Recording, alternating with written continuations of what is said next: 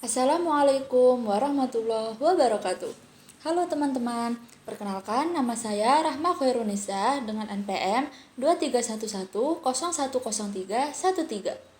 Di video kali ini kita akan belajar tentang metode interaktif digital untuk memenuhi tugas ujian akhir semester mata kuliah metode pembelajaran Al-Quran kontemporer dengan dosen pengampu Ibu Fitriani, SIK, SPDI, MPDI.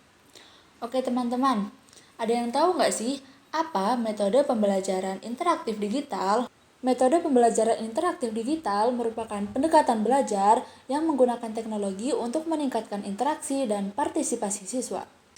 Dalam hal ini, metode pembelajaran interaktif digital merupakan jembatan antara pendidik dan peserta didik yang memanfaatkan teknologi untuk memungkinkan adanya pembelajaran secara daring ataupun online. Kita sebagai Gen Z pastinya sudah tidak asing lagi dong dengan yang namanya sosial media.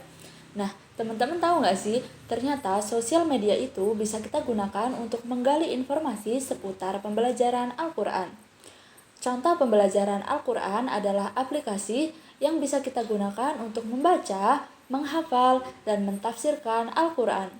Jadi, teknologi yang canggih di era modern ini harus kita manfaatkan sebaik mungkin untuk belajar mengenai Al-Quran. Pastinya sayang banget dong kalau teknologi yang semakin canggih ini tidak kita manfaatkan. So, mari kita belajar tentang pembelajaran Al-Quran dengan menggunakan interaktif digital. Lalu, apa sih tujuan yang ingin dicapai dalam metode pembelajaran ini? Yang pertama adalah meningkatkan minat dan motivasi belajar Al-Quran. Jadi, pendidik ini berharap agar siswanya dapat termotivasi dan memiliki minat yang mendalam dalam mempelajari Al-Quran. Kemudian adalah yang kedua, mempermudah pemahaman materi. Jadi, metode ini dapat dijadikan perantara guna mempermudah terjadinya pembelajaran antara guru dan siswa. Yang ketiga adalah meningkatkan kemampuan membaca dan menghafal Al-Quran melalui fitur-fitur yang ada di aplikasi mobile seperti pengucapan otomatis, latihan bacaan, kuis, dan lain sebagainya. Yang keempat adalah memfasilitasi pembelajaran mandiri. Jadi, kita dapat belajar Al-Quran di mana saja dan kapan saja dengan menggunakan handphone. Yang kelima adalah menciptakan pembelajaran yang lebih menarik. Karena dalam aplikasi mobile terdapat kuis-kuis interaktif yang bisa dijadikan siswa untuk mengembangkan hafalan ataupun bacaannya. Nah, setelah kita tahu apa tujuan dari pembelajaran ini, maka langkah-langkah apa saja sih yang harus kita ambil dalam mengimplementasikan pembelajaran ini di dalam kelas? Yang pertama adalah perencanaan pembelajaran.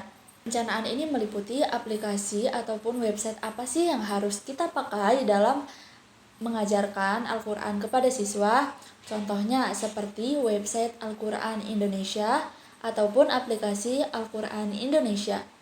Jadi, di situ kita bisa mengetahui fitur-fitur apa saja yang ada di dalam website ataupun aplikasi tersebut.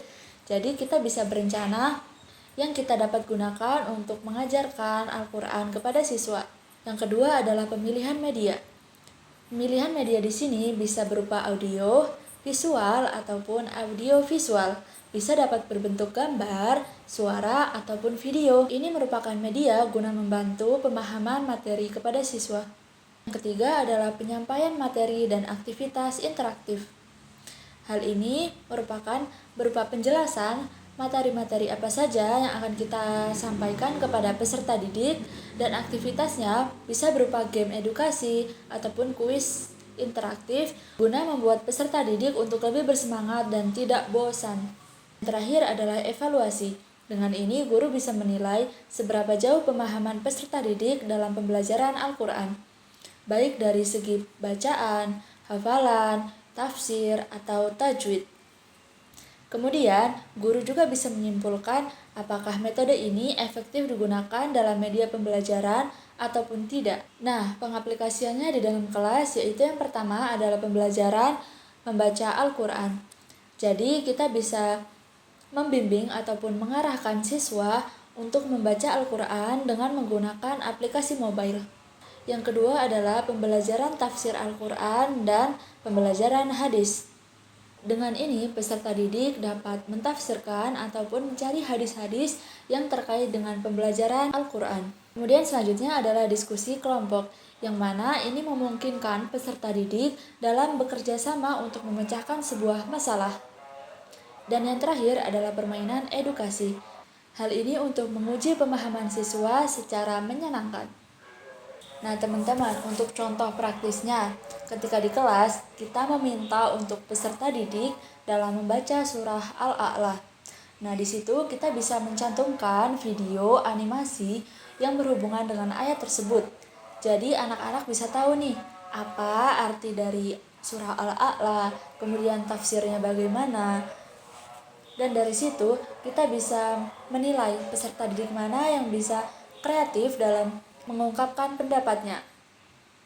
Kemudian setelah kita menunjukkan video tersebut, kita bisa minta peserta didik untuk menyimpulkan dan membaca surah tersebut. Bisa juga dengan menggunakan kuis interaktif seperti sambung ayat. Contohnya ketika kita menampilkan surah Al-A'la ayat 1, kemudian di pilihan gandanya kita cantumkan surah-surah terkait. Jadi kita bisa minta peserta didik untuk menyambungkan lanjutan dari ayat pertama. So, teman-teman, metode pembelajaran interaktif digital ini sangat menarik perhatian ya, karena kita bisa memanfaatkan teknologi yang semakin canggih dan bisa belajar tentang Al-Quran melalui digital. Jadi, tunggu apa lagi? Gunakan handphone kita untuk belajar Al-Quran di mana saja dan kapan saja. Sekian video dari saya. Wassalamualaikum warahmatullahi wabarakatuh.